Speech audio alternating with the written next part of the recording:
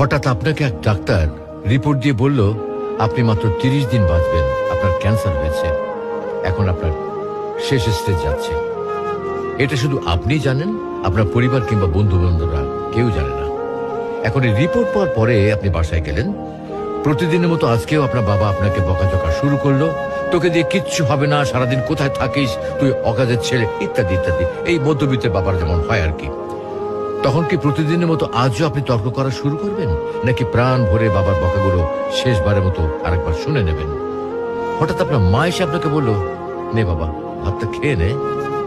আপনার মনে হবে এই বুঝি আপনার মায়ের শেষ হাতের খাওয়া, আপনি আর বাঁচবেন না। আপনি পরম তৃপ্তি নিয়ে খাবেন এবং আপনার কাছে মনে হবে এটা আপনার শ্রেষ্ঠ খাবার, যদিও ডাল ভাত হোক না কেন। আপনি বের হলেন, পুরনো এক বন্ধুর সাথে দেখা, আপনি যাকে মোটেও সহ্য করতে পারেন না, সব সময় তার সাথে কথা কাটাকাটি হয়, আজকেও সে আপনাকে কিছু কথা শুনিয়েও দিল। আচ্ছা, এখন কি আপনি তার সাথে তর্ক শুরু করে দেবেন? মোটেও না। আপনি হয়তো তাকে জড়িয়ে ধরবেন এবং বলবেন, দোস্ত ভালো থাকিস। আচ্ছা জানেন, আমরা এখন মৃত্যুর কথা ভাবতেই চাই না, এ থেকে আমরা পালিয়ে বেড়াতে চাই। কিন্তু যদি আপনি ভাবেন যে আজই আপনার শেষ দিন, তাহলে দেখবেন সবকিছুই আপনার কাছে ভালো লাগছে। তাই ইগো ছেড়ে দিন, ইনশাল্লাহ আপনার মন ভালো হয়ে যাবে।